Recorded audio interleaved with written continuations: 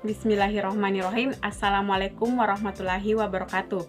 Perkenalkan, nama saya Nur Aini, NIM 200906500010 dari kelas B Program Studi Ekonomi Pembangunan. Di sini saya akan menjelaskan materi terkait dengan tugas akhir semester Ekonomi Pembangunan 2. Yang pertama, saya akan menjelaskan terkait dengan kemiskinan. Kemiskinan merupakan suatu peristiwa atau masalah yang seringkali terjadi di masyarakat, di mana kemiskinan adalah kondisi seseorang atau sekelompok orang yang tidak mampu untuk memenuhi kebutuhan dasarnya untuk keberlangsungan hidupnya. Kemiskinan sendiri di sini terbagi menjadi dua, yaitu kemiskinan absolut dan kemiskinan relatif.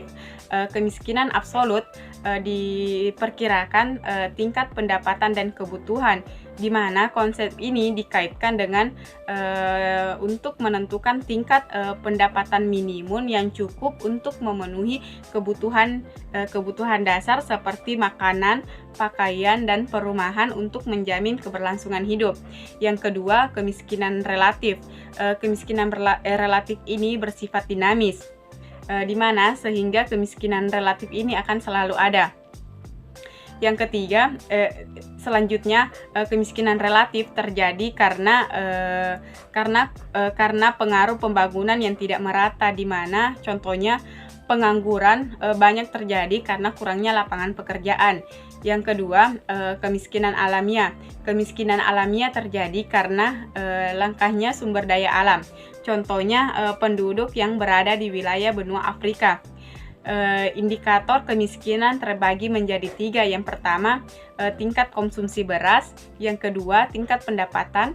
Yang ketiga, indikator kesejahteraan rakyat. Yang materi selanjutnya yaitu tentang investasi.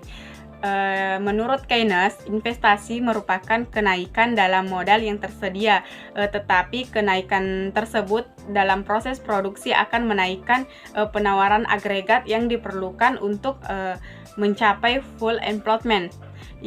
Ada dua peranan investasi dalam makroekonomi. Yang pertama, investasi merupakan komponen pengeluaran yang cukup besar dan berubah-ubah. Dengan demikian, perubahan yang besar tersebut dalam investasi akan sangat mempengaruhi permintaan agregat. Yang kedua, investasi menghimpun akumulasi modal dengan membangun sejumlah gedung dan peralatan yang berguna sehingga menghasilkan output yang lebih besar. Penanaman modal berdasarkan ruang lingkupnya dibagi atas 2. Yang pertama, penanaman modal dalam negeri dan penanaman modal asing. Penanaman modal luar negeri merupakan penanaman yang dilakukan oleh seseorang atau badan swasta domestik dan badan usaha milik negara. Yang kedua, penanaman modal asing. Penanaman modal asing terdiri atas penanaman modal swasta, yaitu penanaman modal yang dilakukan oleh pihak swasta bukan oleh pemerintah. Selanjutnya, materi pertumbuhan. Menurut Simon Kuznets, pertumbuhan di sini merupakan peningkatan kemampuan suatu negara untuk memenuhi atau menyediakan barang-barang ekonomi bagi penduduknya, di mana pertumbuhan tersebut disebabkan oleh kemajuan teknologi dan kelembagaan serta penyesuaian ideologi yang dibutuhkan. Faktor-faktor yang mempengaruhi pertumbuhan ekonomi ada 3. Yang pertama, akumulasi modal. Yang kedua, pertumbuhan penduduk. Yang ketiga, kemajuan teknologi. Selanjutnya, faktor-faktor penentu dalam pembangunan. Yang pertama, mengurangi jumlah tabungan yang diciptakan anggota masyarakat. Yang kedua, corak penanaman modal lebih banyak untuk pendidikan dan sarana sosial. Yang ketiga, pemerataan pendapatan. Yang keempat, strategi pemulihan teknologi yang akan digunakan. Yang kelima, mempercepat kenaikan produksi barang makanan. Yang keenam, perkembangan ekspor dan impor. Materi selanjutnya yaitu sumber pembiayaan pembangunan, di mana yang pertama tabungan dalam negeri dan tabungan luar negeri. Tabungan luar negeri itu sumbernya dari tabungan perusahaan dan tabungan rumah tangga, sedangkan tabungan luar negeri sumbernya dari tabungan pemerintah asing dan tabungan swasta. Yang kedua, investasi dan pertumbuhan. Yang ketiga, efisiensi penggunaan modal. Yang keempat, sumber dana dari luar negeri. Yang kelima, bantuan luar negeri. Materi selanjutnya yaitu sumber dana luar negeri yang sangat cepat berkembang adalah pinjaman komersial swasta, terdiri dari 3. Yang pertama, bond lending. Yang kedua, pinjaman komersial. Yang ketiga, kredit ekspor. Lembaga-lembaga yang memberikan bantuan yang itu The Asian Development atau ADB. Yang kedua, Bank Dunia atau IMF. Materi selanjutnya terkait dengan populasi. Populasi sendiri merupakan sekumpulan individu dengan ciri-ciri yang sama dan hidup di tempat yang sama.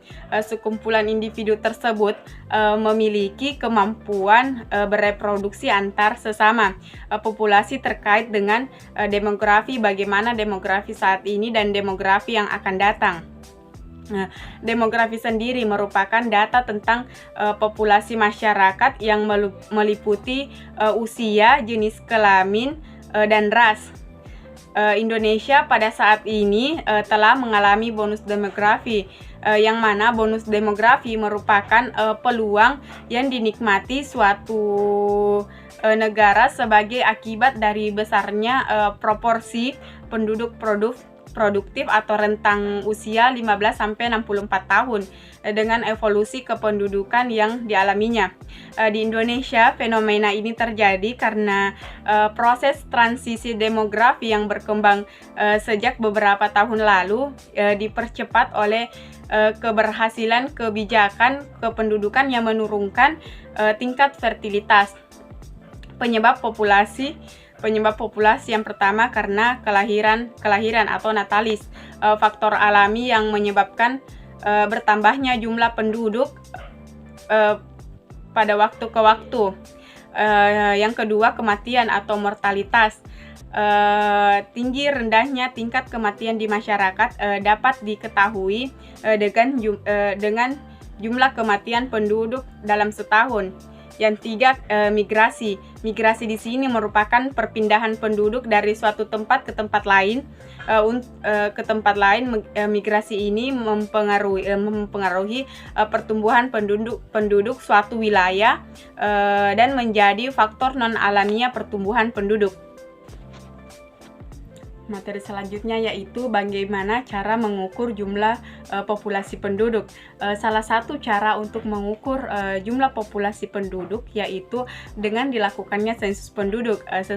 Sensus penduduk di sini merupakan perhitungan jumlah penduduk ekonomi yang dilakukan oleh pemerintah dalam jangka waktu tertentu, dilakukan serentak dan bersifat menyeluruh dalam suatu batas wilayah untuk kepentingan demografi negara yang bersangkutan. Materi selanjutnya yaitu life ekspektasi, di mana life ekspektasi di sini merupakan ukuran dari rata-rata organisme yang diharapkan untuk hidup berdasarkan kelahiran, usia, dan faktor demografi lainnya. Tahap-tahap perekonomian. Tahap-tahap perekonomian di sini terbagi menjadi 5 menurut Rostow. Yang pertama, tahap masyarakat tradisional. Yang kedua, tahap prasyarat lepas landas.